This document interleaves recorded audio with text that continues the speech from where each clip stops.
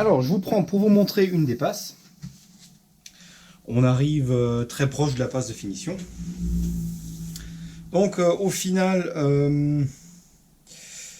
j'ai fait, alors je ne sais pas du tout combien de passes j'ai fait, mais un bon paquet. Et ce qu'on va faire, alors, c'est que je vais vous montrer maintenant une passe. Je suis toujours sur le gros grain, hein. On n'est pas sur du fin. Donc c'est du 40 microns, je ne savais plus si c'était 50, 60, 40, c'est du 40. On pourrait mettre, alors 40 c'est relativement gros, on peut aller plus gros, hein, du 60 irait très bien, surtout dans ce cas-là, mais bon, je n'ai pas, donc on fait avec du 40. Ça prend un peu plus de temps, mais ça fonctionne très bien. Et alors surtout quand on débute, hein, là-dedans, je ne suis pas un expert du rodage de marbre, et plus le grain est gros, plus on enlève rapidement de la matière, et plus on fait rapidement une erreur. Donc du grain fin, ça permet aussi de mieux contrôler ce qu'on enlève, okay, puisque on va enlever moins avec une quantité de diamant, de poudre de diamant, et contrôler plus rapidement en ayant enlevé moins de matière surtout, hein. Donc la plaque a été entre chaque passe nettoyée, on enlève les résidus de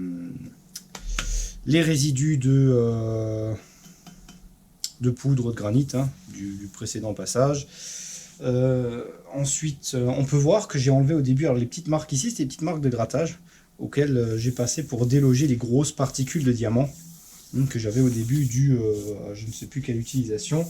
Et ça, je les enlève avec un simple grattoir, hein, tout simplement un grattoir à plaquettes carbure, un grattoir de grattage spécifique, hein, pas un grattoir à plaquettes cutter, hein, voilà. Et on nettoie, on enlève tout ce qui est résidus et un coup avec l'alcool isopropyl pour nettoyer la surface. Ok. Ensuite, on va placer, je vais vous montrer comment je mets la poudre de diamant. Donc on utilise ici toujours la plus épaisse. Donc des petits sachets, hein, voilà, c'est livré en petits sachets. Et on va en mettre un tout petit peu. Alors j'utilise des gants, les gants en nitrile, que je change entre chaque passe parce que tout simplement ils déchirent à cause de la plaque, mais surtout pour éviter non pas d'être en contact avec les doigts, c'est pas ça qui est gênant, mais tout simplement à cause de l'humidité des mains. Lorsqu'on va mettre notre main humide directement sur le granit, ça va tout de suite faire une forme de condensation qui va être humide. Le souci c'est qu'avec cette forme de condensation humide, on va avoir le granit qui va s'accumuler à cet endroit, okay, ça va rester collé dessus, la poudre de granit quand on va rôder, donc à éviter. Pareil pour le diamant, pour l'étaler sur la surface, c'est bien plus pratique avec un gant, hein, ça colle pas à la peau, toujours à cause de l'humidité. Donc on fait une toute petite surface, je vais venir, on en met un petit peu partout là, hop, c'est déjà beaucoup même. On enlève ce qui est en haut du sachet, en le tapotant pour éviter tout ce qui est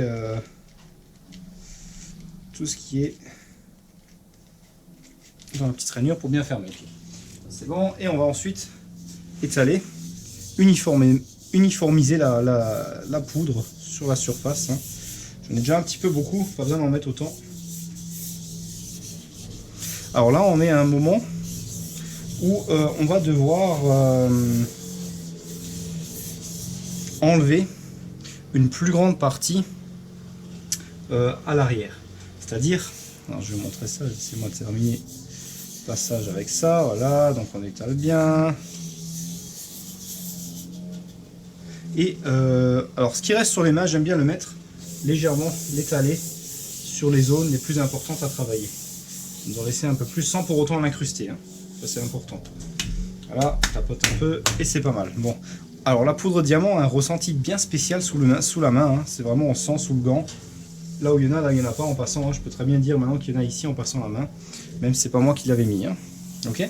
Donc ici sur le marbre, à l'état actuel du marbre, on a une légère déviation à peu près sur tout le quart du haut ici, à peu près en diagonale ici, juste un peu plus loin que le milieu là, on a un petit peu plus haut, ça remonte légèrement. C'est tout léger, hein, mais c'est trop, hein, par rapport au niveau, on le voit.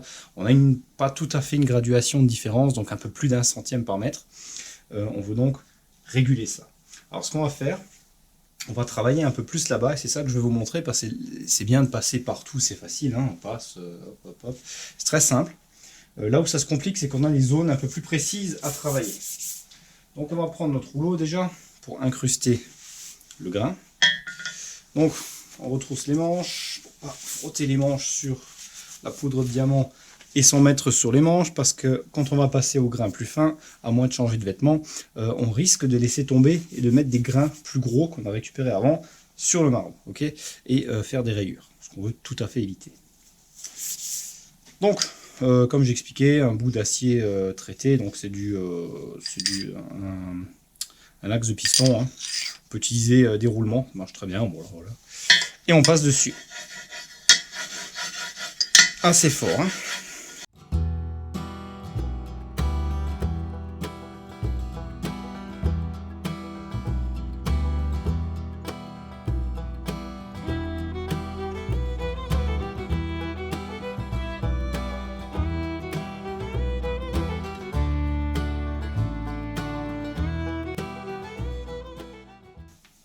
Voilà.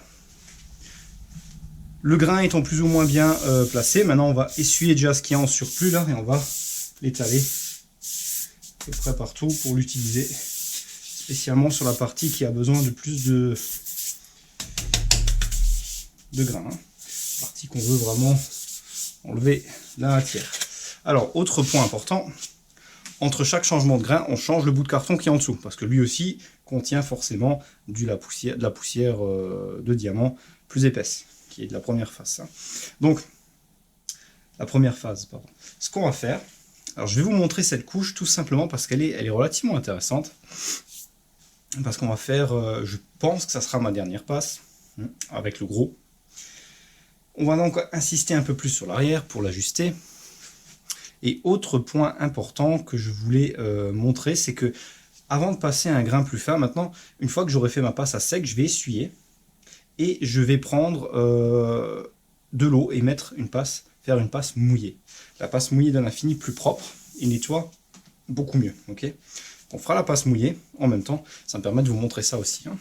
Donc je vais préparer tout ça, là on va simplement tourner, lever la plaque, enlever le carton, la poser à plat, la mettre en place et je vous montre ça, ok, et je vous reprends. Voilà, la plaque est en place. Et on va commencer le rodage à proprement parler. Donc là, on va tout de suite sentir le grain qui est très épais en dessous. Entendez, rien qu'au bruit. Et on va insister sur la partie là.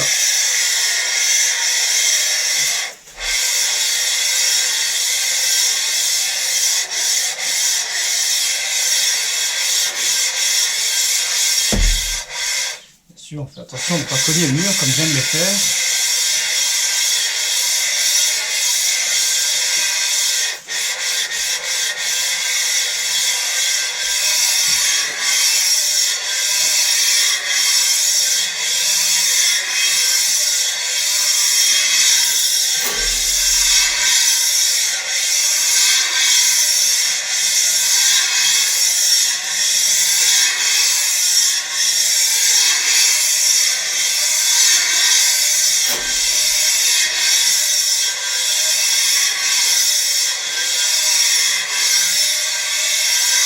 Alors ce qu'il est important de faire, c'est de surtout pousser la plaque d'avant en arrière et non pas l'appuyer dedans. Sauf ici, j'ai un peu appuyé pour justement travailler sur ma partie spécifique. Hein.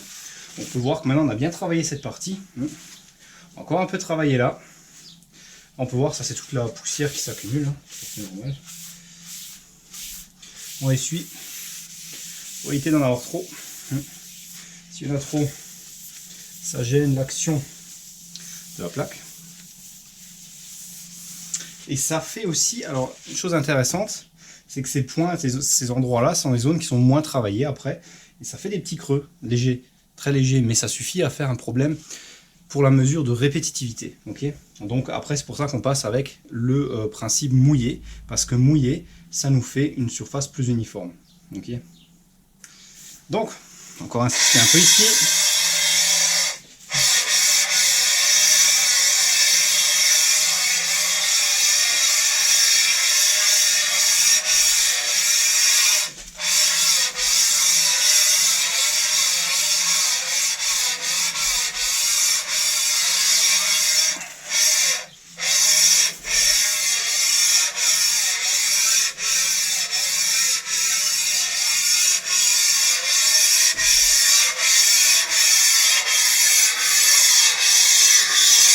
fais la passe de l'autre sens.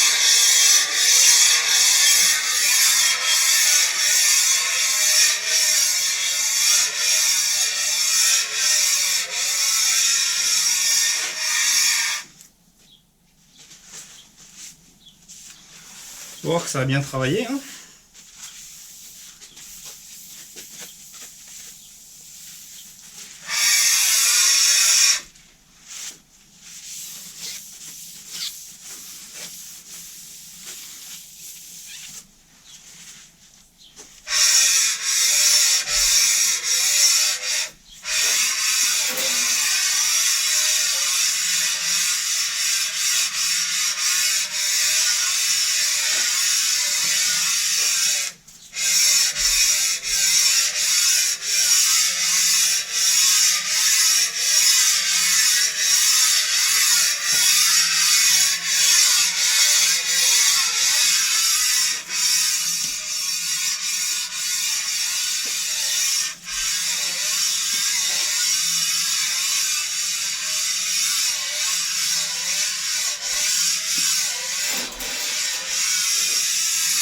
Et là on sent, alors il y a un moment la plaque elle va commencer à flotter sur la poussière. C'est que le diamant n'abrase plus aussi bien qu'avant, ok, c'est qu'il y a de l'usure sur la poudre et qu'une partie a été enlevée. Puisqu'une bonne partie de la poudre part au premier passage, quand on enlève, après avoir enlevé la première couche, après avoir essuyé la première couche. Hein.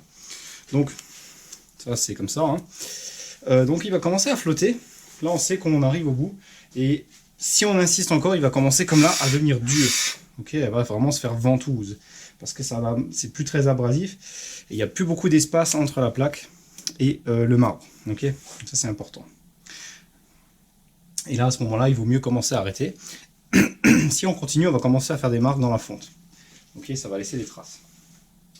Donc ça, c'est des points importants. Et à ce moment-là, on peut y aller mouillé. Pour donner un meilleur fini. Alors mouiller c'est assez délicat, enfin délicat, pas délicat, il faut bien doser la quantité d'eau. Pourquoi? Si on en met trop, bah ça abrase rien du tout, ça n'enlève rien puisque ça flotte sur l'eau. Si on n'en met pas assez, ça fait ventouse et on n'arrive plus à enlever la plaque. Difficilement à la bouger. Okay, donc le truc, c'est de doser ça comme il faut. Alors c'est pas compliqué, on met une bonne goutte au milieu, enfin une bonne flaque au milieu. On pose le marbre dessus, on va étaler tout ça partout. En général, c'est un peu trop, donc on va voir, la plaque elle flotte, et on essuie le surplus. Okay, donc on va lever notre plaque, la ramener au bord pour la lever, sinon on n'y arrive pas. On va mettre délicatement par ici, on va verser un peu d'eau. Alors de l'eau du robinet, ou là j'ai de l'eau déminéralisée, ça change rien. Et on peut voir que j'en ai mis beaucoup trop. Pas grave, on va poser la plaque doucement pour pas éclabousser et on va étaler toute cette eau. Okay, et là, on peut voir ça flotte. Hein, donc là, c'est vraiment pas génial. Donc là, ce qu'on fait là, ça sert à rien.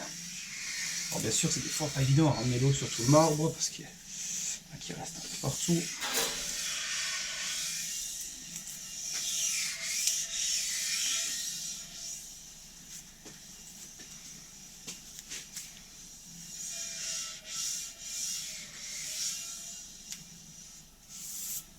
On peut bien sûr l'aider avec la main, hein, si vraiment ça vient pas. Voilà. Tout le marbre est mouillé, mais on voit bien que la plaque fait pas grand chose. Donc on va commencer à faire quelques couches, quelques passages comme ça pour évacuer le plus gros de l'eau. En faisant un peu pression sur la plaque, juste pour évacuer maximum d'eau sur les bords. Ok. Et puis on passe de ça.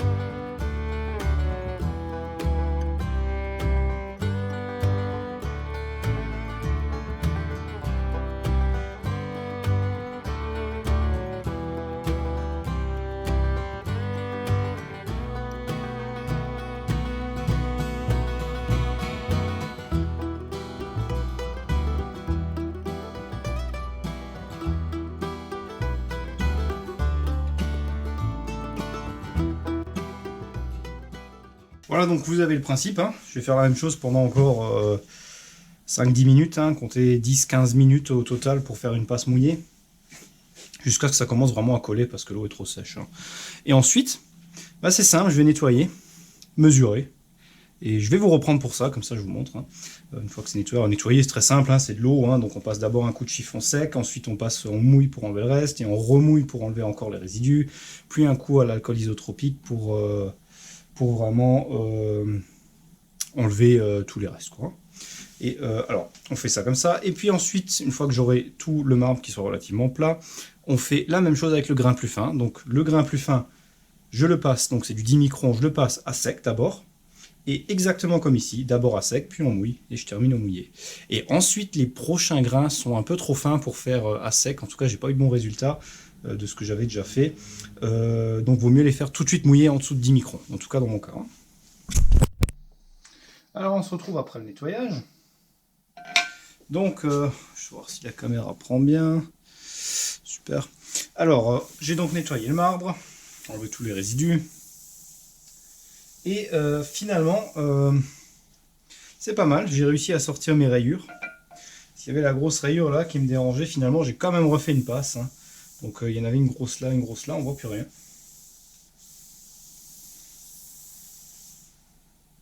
Alors c'est parti, il n'y a pas de souci. Alors qu'est-ce qui s'est passé? J'avais une grosse rayure qui s'est formée ici et là. Alors je ne sais pas si on voit encore, je la trouve même plus. Elle est là. Petite marque ici, hein. Donc, et quelques-unes ici aussi, il y en avait quelques-unes. Alors il s'est passé que j'avais pris une plaque trop avec des grains trop gros, hein. Il restait des grains assez gros, beaucoup plus gros, de je sais pas combien de microns. Et j'avais fait un essai avec cette plaque et à peine passé dessus, ben voilà, les rayures sont là, hein. Attention de bien nettoyer la surface du marbre, surtout quand on change de grain. Alors pourquoi?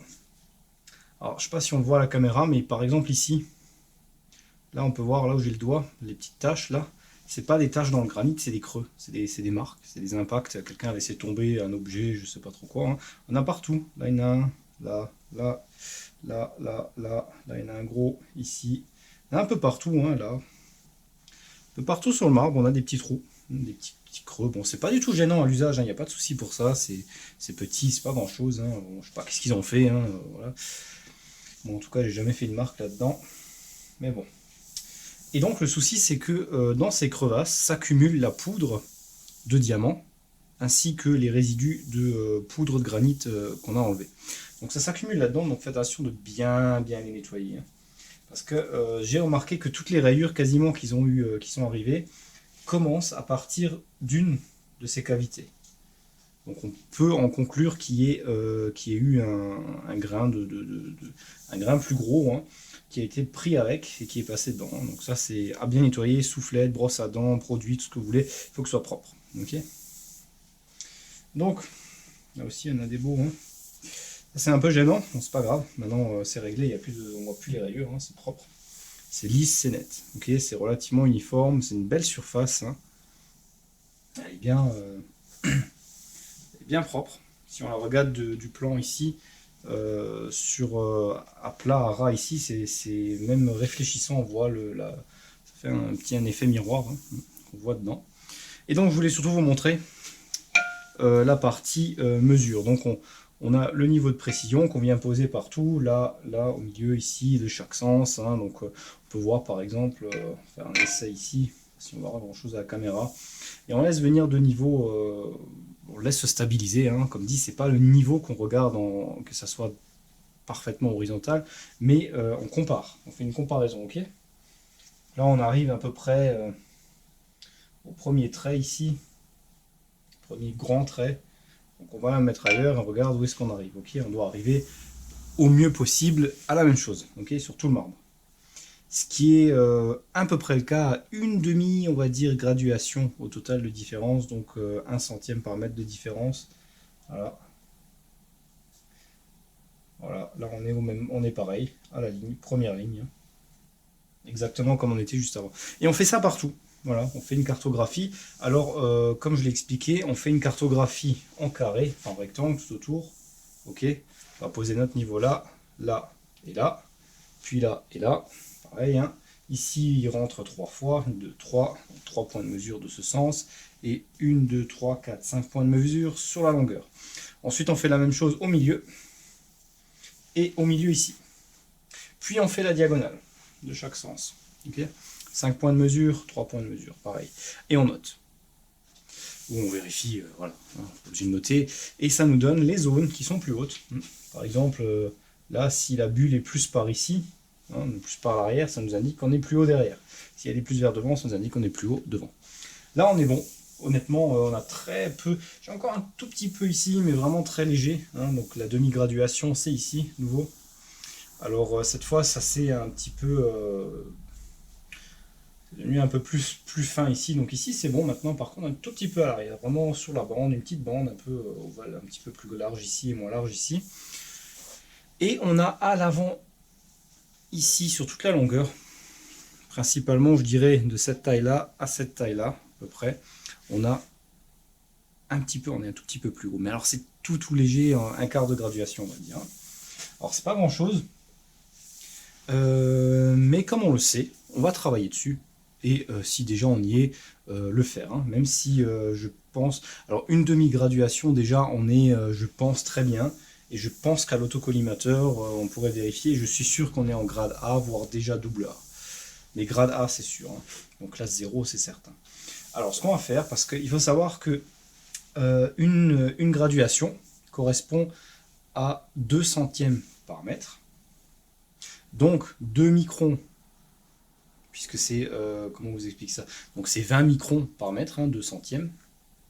Donc par mètre, on divise pour 10 cm, ça nous ferait divisé par 10, ce qui nous fait 2 microns. Okay, donc 2 microns par 10 cm de déviation. Sur 10 cm, il y a 2 microns de déviation. Alors, ici, notre niveau fait 200 mm, donc 20 cm, ce qui nous fait une déviation de 4 microns sur cette distance-là. Okay, donc on a 4 microns si une graduation de décalé correspond à 4 microns de plus d'un côté ou de l'autre. D'accord. Donc ça, c'est important à savoir. Et si on a au maximum sur toute la surface une graduation, ça nous fait 4 microns. 4 microns, on est dans du classe double 0. Alors, donc largement en classe A ou en classe 0, ça n'y a pas de souci. Puisque la classe 0, je crois que c'est 7 ou 8 microns. Alors c'est à peu près, parce qu'après, comme dit, il faut vérifier ça avec l'autocollimateur, puis avec la mesure de répétitivité. La répétitivité, je ne suis pas inquiet du tout, parce qu'on utilise un grand marbre. Okay, là, on aurait vraiment des soucis de répétitivité, c'est quand on utilise un petit marbre de rodage et qui risque de faire des déviations, des différences un peu partout. Par contre, avec un marbre de cette taille qui couvre pas loin de la moitié, bien plus d'un tiers de la surface du marbre, je suis pas inquiet. Donc là, on aura quelque chose, la répétitivité sera très bonne. Elle sera largement dans le micron. Je suis quasiment certain. Donc, on va maintenant pouvoir passer au grain plus fin. Donc le 10, je ne vais pas dire de bêtises, le grain fin c'est du 14-10, donc 14 microns et 10 microns. Alors ça veut dire quoi 14-10? Ça veut simplement dire qu'il y a des grains allant de 10 à 14 microns, donc maximum 14 microns, minimum 10 microns dans cette poudre. Voilà, c'est ça le truc. Ici on avait utilisé de la 40-28 pour dégrossir, donc il y a des grains allant de 28 microns à 40 microns pour les plus gros. Okay,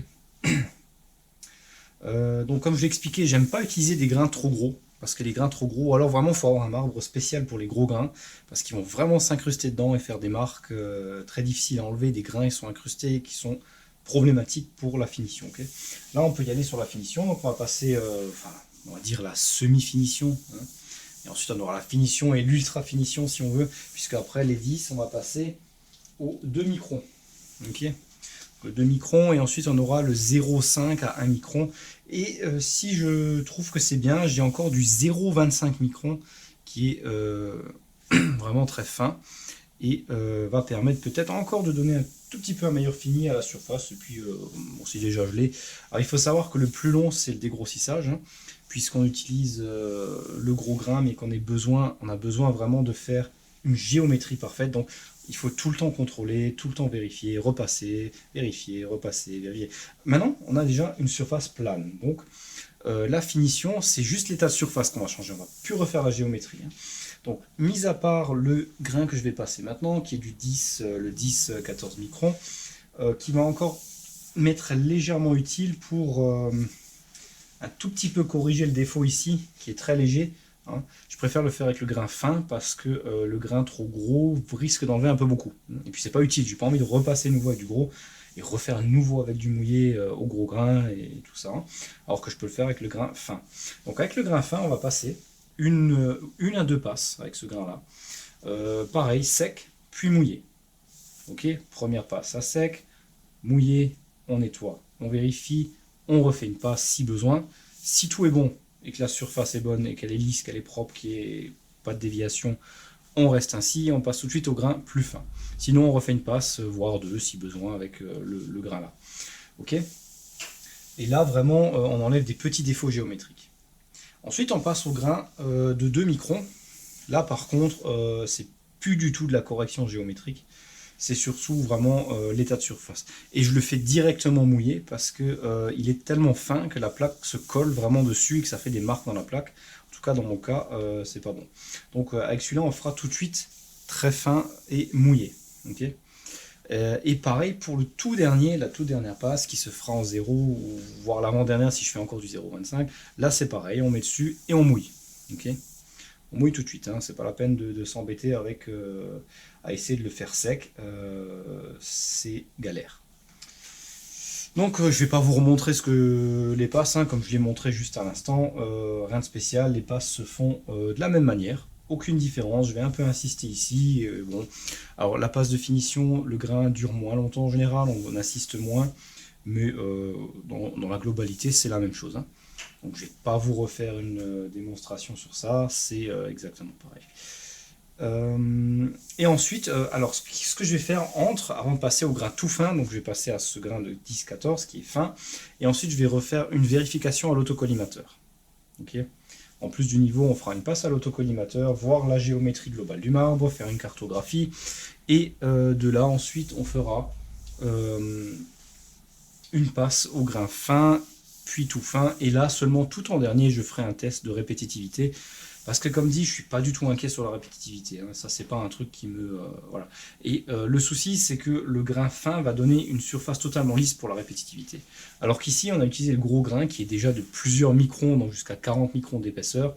On peut bien s'imaginer que la répétitivité ne va pas être dans le micron, hein, c'est sûr, puisque malgré que c'est lisse, voilà, il y a toujours des déviations. Alors, c'est pas grave, comme dit, la répétitivité, on la fera en dernier. Bon, bah, je vais mettre tout ça en place et je vais faire mes petites passes avec le grain plus fin. Alors, comme je l'ai expliqué, j'utilise la même plaque de rodage que je nettoie comme il faut. On enlève les grains de diamant que j'avais expliqué avant. S'il y en a des gros d'incrustés, on les enlève. Et on passe un coup avec le grain fin. Comme dit, il serait vraiment idéal d'avoir plusieurs plaques de rodage, ça c'est clair. Hein, donc, au moins 3 plaques serait le must, hein, ça serait super. Bon, bah, j'en ai qu'une, hein. Je vais pas me plaindre, j'en ai déjà une bonne. Et les petites, bon, j'ai une double face, mais une face n'est pas bonne, donc voilà, c'est pas. Voilà, j'ai les petites c'est bien pour. Ça m'a vraiment aidé pour enlever dans les coins, vraiment les coins, bah, j'ai vraiment les coins qui étaient très hauts, de plusieurs jusqu'à 2 centièmes, donc c'est énorme pour un marbre. Donc voilà, donc ça c'est des choses importantes à voir. Ici, on va utiliser celui-là. Ok, on n'aura peut-être pas un état de surface aussi nickel que si on avait utilisé un autre marbre. Mais très honnêtement, déjà ici, hein, je peux dire que l'état de surface est très très propre. Hein, il est vraiment très lisse, il est vraiment bien. Je peux pas dire qu'il serait utilisable ainsi. Hein. Franchement, il n'y aurait pas de souci pour l'utiliser ainsi, ça poserait pas de problème. Hein. Donc voilà. Bon allez, je vais attaquer ça. Quelques passes. Alors ça prend du temps. Hein. Je ne l'ai pas fait sur une journée parce que je l'ai fait à des moments creux à chaque fois. Mais ça prend énormément de temps à le faire comme il faut, surtout quand on a une si grosse déformation. Bon, bah, cela dit, je vais m'y mettre et je vous reprends au résultat. Alors, on se retrouve à la fin du projet. Donc là, on peut voir maintenant, je pense qu'on voit bien la vidéo, j'ai fait les passes avec le 0 micron là. On peut voir qu'on a un vrai reflet maintenant. Hein. On voit le reflet de la lampe là dans le granit qui fait un super état de surface. Alors voilà, donc il y a effectivement, on peut voir ici partout des petites rayures qui restent. Hein. Notamment ici, là, là, là, il y en a une. inévitable, comme dit, il faudrait vraiment pouvoir utiliser une autre plaque de rodage hein, pour la finition, ce que je n'ai pas, hein, j'ai tout essayé. Voilà, donc ces petites rayures, c'est purement esthétique, hein, il n'y a pas d'usage, on les sent pas du tout, c'est totalement, comment dire, ça, c'est totalement esthétique, ça n'a aucune incidence technique sur l'usage du marbre. Hein. Là, il est vraiment bien, là, on a vraiment un fini très très très lisse. Comme on peut le voir, c'est pas un miroir, on veut pas un miroir de toute façon, hein, c'est pas le but. Un miroir, ça serait vraiment compliqué pour l'utiliser, par exemple avec le bleu de marquage, hein, pour le grattage, ça serait vraiment compliqué. Alors que là, on a vraiment une surface, mais alors vraiment bien lisse, comme il se doit. Les petites rayures vont s'atténuer avec le temps, là on les voit, mais on va rapidement plus les voir. Hein. C'est un peu dommage, hein, j'aurais bien aimé, bien sûr, voilà, donc de toute façon, rien de compliqué. Le marbre est maintenant parfaitement plat à moins de 2 secondes d'arc, ce qui est quand même vraiment précis. Hein. Sur toute la surface, j'ai donc refait ma cartographie et je suis vraiment en dessous des 3 microns de dénivelé, donc en classe double A ou double 0. Alors la classe double A, c'est la norme américaine avec les lettres. En euros, on est sur les normes avec les chiffres. Donc attention, la double 0... qui est une des classes les plus précises pour les marbres et nous donne en dessous de 4 microns si ma mémoire est bonne, alors que le double A nous donne 2,7 microns si ma mémoire est bonne. Hein. Donc là on est en double A, donc je peux assez fièrement le dire, après toutes mes mesures, c'est vraiment pas mal. Comme dit, un peu déçu des petites rayures. Bon. Mais un jour, si j'aurai un peu le temps, que je trouverai, de toute façon, je regarde un peu toujours ce qui est disponible. Si je trouve d'autres plaques de rodage, j'en prendrai d'autres pour éventuellement les utiliser avec la finition. Hein. Donc j'avais une petite plaque de rodage que j'ai utilisée pour la fin, pour la finition, ce qui m'a donné ce fini-là. Parce qu'avec la grande plaque, même en mettant la poudre fine, on n'arrivait pas à un résultat aussi lisse. Donc pourquoi? Tout simplement parce qu'il reste toujours des grains plus gros dans la plaque. Le souci, c'est qu'il y a toujours des grains qui s'incrustent un peu partout, notamment dans les petits trous. Et même avec ma petite plaque de rodage, ça m'a fait ces rayures. Hein. Comme je l'ai expliqué, ça vient sûrement des trous partout. Il y a toujours un petit trou au début des rayures. Donc dans les petites crevasses, là, ça se loge dedans. Bon, bah, c'est pas très grave. Hein. Il y en a beau nettoyer comme on veut. Hein. C'est pas... Ah, il y en a des belles là, hein, c'est sûr. Hein. C'est pas aussi esthétique. Je sais pas si on les voit d'ailleurs aussi bien à la caméra. Je vais voir ça. Alors ici, je pense pas qu'on les voie vraiment à la caméra. En tout cas, il y a des rayures. Si je vous les montrer comme ça. Alors là, on les voit bien. Hein. Voilà. Là. Je sais pas si on les voit vraiment, mais il y en a. Hein, il y a des petites rayures. C'est très léger. Hein, ça gêne pas du tout l'usage. Alors effectivement, ça me sortirait, je pense, de la classe double A parce que, alors j'ai pas les tolérances sur l'état de surface, mais peut-être que ça poserait souci. Hein. En tout cas, pour le reste, on va voir, c'est bien réfléchissant, la surface, elle est bien, pas réfléchissante, mais pas miroir, mais pas loin. Hein. Mais ça, c'est top. Pour voir la plaque de rodage qui est posée ici. Donc, c'est pas celle que j'ai utilisée en dernier, celle que j'ai utilisée, c'est la petite. Petite qui est là, on voit pas grand chose, mais bon, c'est une petite plaque. On va nettoyer, la sécher. Et enlever tout ce qui reste parce que ça fait un paquet de cochonneries tout autour. J'ai un gros tas de papier à enlever parce que bien sûr j'ai fait mon tas par terre, hein, essuyer, mettre par terre et en mettre ça. Quand on a fini, on enlève tout. Hein. C'est beaucoup plus simple parce que sinon il faut un sacré bac. Donc, ben voilà, cette vidéo touche à sa fin maintenant. Donc je vais raccrocher ça. On a pu voir toutes les étapes. Comme dit, si vous vous lancez là-dedans, essayez de trouver des marbres, plusieurs marbres de rodage, ça c'est quand même mieux. Hein. Bon, les rayures sont pas graves en soi, mais c'est toujours un peu décevant de refaire une si belle plaque et d'avoir ces rayures là-dedans. Bon, ça n'a pas d'usage, pas d'incidence technique, c'est l'important. Et un jour, si je trouve des autres plaques de rodage, je vais refaire de nouveau tout un pass. Alors pour en arriver, nous voilà à une surface parfaitement lisse. Il faut d'abord prendre une plaque de rodage classique. Alors quand je dis plaque de rodage, attention, on peut très bien utiliser tout simplement des marbres en fonte. Hein. C'est ni plus ni moins qu'un marbre en fonte. Hein. Il n'y a pas de... voilà, là j'ai la version striée, c'est pas génial.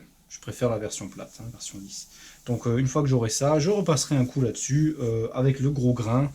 Ça va aller vite parce que la surface est déjà plane, on n'a plus à refaire la géométrie. Donc on fait une passe complète dessus avec le gros. À mon avis, il faudra 3-4 passes pour enlever ces rayures. Puis revenir sur du fin au fur et à mesure, et puis on arrive au même résultat. Mais bon, comme dit, c'est pas une nécessité. Et c'est très bien comme ça. Ça gêne pas l'usage, c'est propre, le marbre est fonctionnel et il est parfaitement plat. On arrive maintenant sur un marbre neuf, ok, mis à part les rayures. Bon. Alors les rayures, j'en avais déjà avant, hein, j'en avais des bien plus importantes que ça, à certains endroits, notamment vers ici, dû à certains outils qui ont fait des rayures, je ne sais pourquoi, peut-être qu'il restait des grains, ça va super vite, hein. Donc de toute façon, c'est pas bien grave. Voilà, donc j'espère que cette vidéo aura été intéressante. J'ai en tout cas essayé d'expliquer au mieux le procédé. Est-ce que tout est parfait? J'en sais rien. Mais comme dit, je me suis inspiré de certaines vidéos qu'on trouve aux États-Unis, de personnes qui ont fait ce procédé ou qui ont laissé faire ce procédé.